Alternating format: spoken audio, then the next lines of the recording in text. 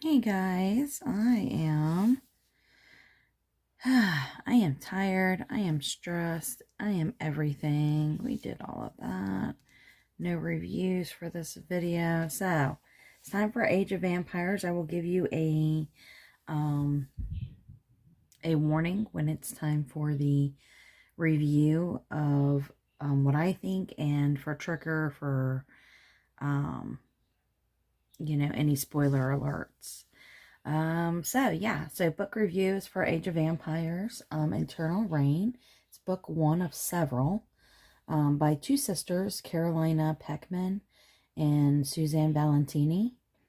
It's about 34 chapters. I did listen to this since we are in the middle of moving, and I started it on April 4th and finished it up on April 16th. So I've been done with it for a little bit now. And to give you any kind of indication how I felt about the book, I am on book 3 already. So, yeah. So I'll tell you about some of the things that I've seen on other channel, or not other channels, on YouTube. No, Greta, come on. I haven't videoed in a while. On the internet, Goodreads gave it a 4. Apple Reads gave it a 4.5. The general ratings that I've seen have been good. But I've noticed a lot of people either like Callie or hate Callie, which is one of the sisters, the twin sisters in the book, or they love Montana and hate Callie, or vice versa. It's like it's so interesting how it goes. A lot of people think it drags at the first part of it, and that may be true. So I think some people are kind of like bored with, oh, it's another vampire love story. But they were like enemies into lovers. Like, you could feel the tension, I think. But it doesn't necessarily, in my opinion, was that romantic in the first book. Let's see. So basically, the world is kind of like ruled by vampires, and humans are being used for a blood source, but they've realized that they can't kill the humans, because if they kill the humans, then they'll go hungry if they're all gone. So they have blood banks, and there's two girls who are twins that live in one of the realms, and they have them alphabetical, and realm G is where they live. And one of the girls, Montana, and Callie, well, I'll start here. Montana and Callie both are run away with the dad. The dad and the girls run away, and they get caught. And that's not really a spoiler. So, but one girl goes to like the biggest royals. They're called the Belvederes. So the Belvederes are like the royal first vampires or whatever to make this world, right?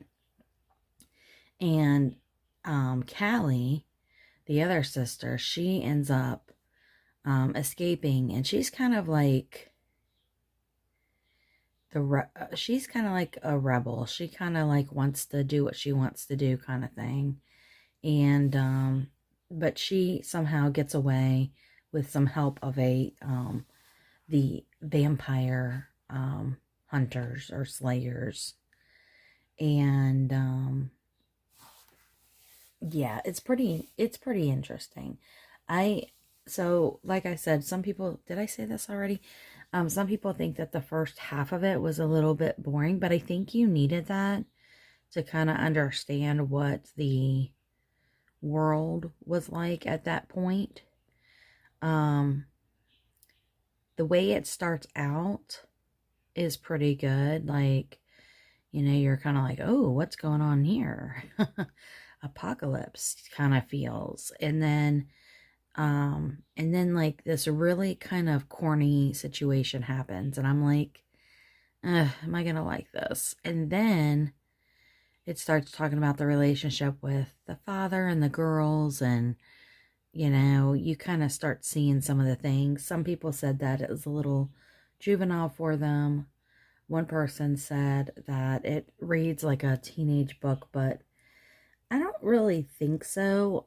My opinion on it is that these are two girls that grew up not knowing anything about a normal human world. And they have to go off of what their dad is telling them, right? So their dad can't tell them everything. So they are going to be pretty uneducated about normal human activities and practices and words and what words mean when they don't have any of that. So I think the authors did a good job of relating that.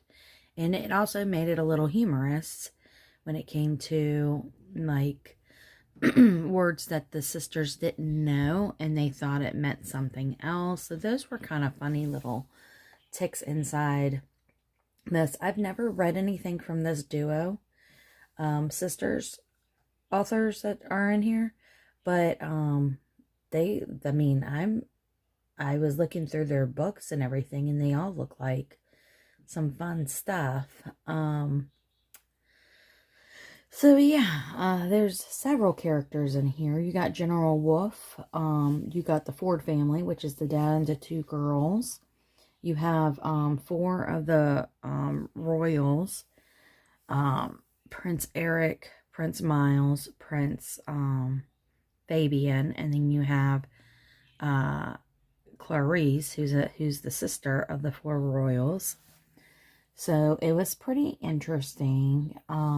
The other thing is they take human, I guess, like, they have humans compete for them, I guess, in a way. So the vampires have humans presented to them, and they pick a vampire, and then they get to pick which vampire they want to go with at the end, after spending, time with each of them.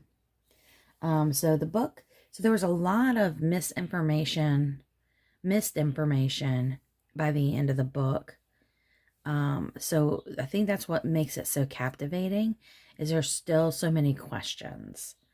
And that may be a good thing or a bad thing. So you'd have to read it to find out if that's something that, you would like or you wouldn't like. It does have a POV, a dual POV kind of thing going on between sister to sister. If you like that kind of thing, which I do, that's one of my favorite ways to read books sometimes, is to see both points of views. And I think the sisters did a good job of not mixing what one sister would know versus the other.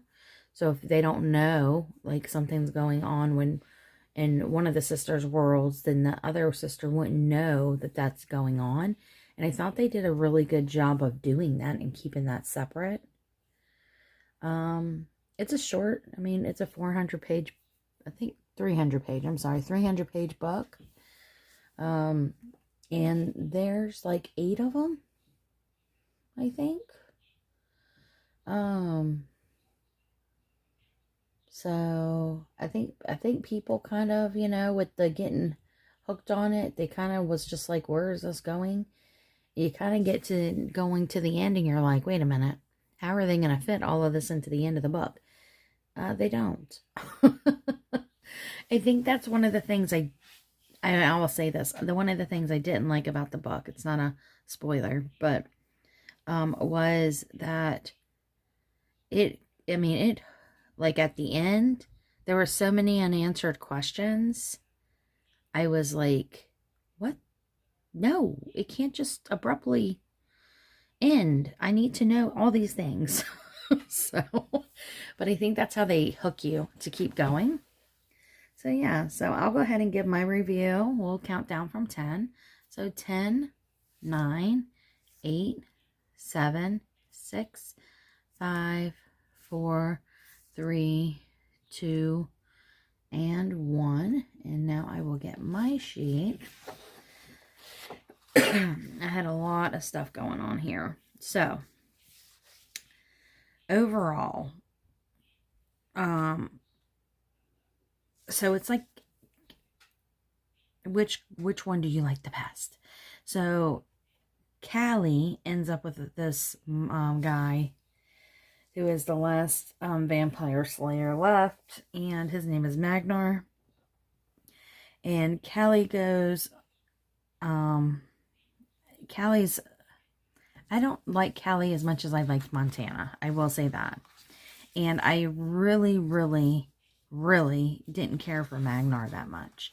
I don't really like his character. However, I love Eric the vampire. Like, I don't know if it's just because I love vampires, but I loved Eric. So, Magnar has, like, I don't know, like, the big old macho guy, and Eric is, like, a protective nature, and, his feelings are very subtle, I can't talk, subtle, for Montana, and you can tell, though, like, he's got a lot of, there's a lot to him. There's substance there, where I didn't feel the same thing for Magnar. So, Eric was probably my favorite character, though I don't care for Montana, in the first book anyway, as much. So it's like a slow burn in the romance side. It's not as crazy as some people were like, oh, it's, this one loves this one and this one loves that one. It wasn't as much. I did love how the authors created a vivid fantasy world, and you really felt all the emotions and tensions through the writing. There's like your vampire, apocalyptic, god, vampire slayer, human world, and it would seem like to me that would be kind of hard to kind of keep all straight, but they kept it all straight pretty effortlessly, in my opinion. You can definitely see how it all combines. Let's see. So I said the relationships are so fun to read. Here with read, because I was listening. With Callie and Magnar, Montana and her dad, and Montana and Eric, because you could see the special relationship more with Dad and Montana in the book than I felt like with Callie, though later you may see something different. So I guess if you have read it, who did you love more, the Slayer or the vampire? Magnar, like I was saying, he's the brawny, silent type and seems sweet. And then Eric is dominant and possessive in like the hottest way, very passionate. There literally was not one sex scene, and I was like spiced up with the tension. I loved it. I truly was disappointed when I got close to the end. This is what I was talking about. Like, do they fall in love? Do the sisters become enemies? Why is Fabian a target? Does Eric fix the broken and abusive realms to make them more like Realm A? So many questions. So many questions. And then I put, tell me she is not tied up for too long. So at the very end, which if you read the book, you would know, oh goodness gracious, that's my husband laughing at something. Prince Eric leaves Montana because she was being crazy. So he just tied her up to the bed and then left her there. No, she's fully clothed, by the way. This is not like some crazy sex scene or anything. Like I said, it's not really like that. I think that this would be okay for teenagers right here. But, later on it might not be. I don't know. I mean, so far it hasn't been too crazy. But like I said, I'm on the 3rd book. I'm really enjoying this series. It's super fun. I'm trying to think about more of one because now there's so much stuff that's crossed out. I think some of the things that I liked was like, oh, let's see, Callie going outside in the realm, Montana, and, oh yeah, when Callie went outside in the realm, and there was that vampire, that first vampire that came after her, I thought, oh, goodness, this is going to be crazy. I was thinking like Walking Dead kind of stuff, but it wasn't like that. And then Montana and Callie, there are numerous times that for misunderstanding words, oh my gosh, some of those things were funny. And then Eric, and Montana going to New York, gave me like that I can show you the world kind of vibes. But she was pretty tough. I think Montana's really tough. I think Callie is kind of brute to me, and I don't know. I just wasn't feeling Callie as much as Montana, but I just love Eric. I think that's what it is. I'm in love. But yeah, I hope this wasn't too boring for you. Just wanted to kind of bring some thoughts in for this book. I'm going to give it a 4.5.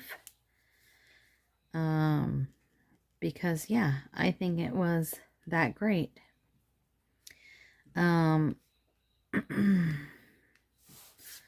So we will see. But we have another book coming up that I'll be reading next week. We have To Roll, we have The Poll, and then we have The Poll Ends next week on the 1st, and then we have a new book in May. So I won't be I'll be putting a little pause to my Age of Vampire stuff. All right, guys. Well, that's all I had for you today.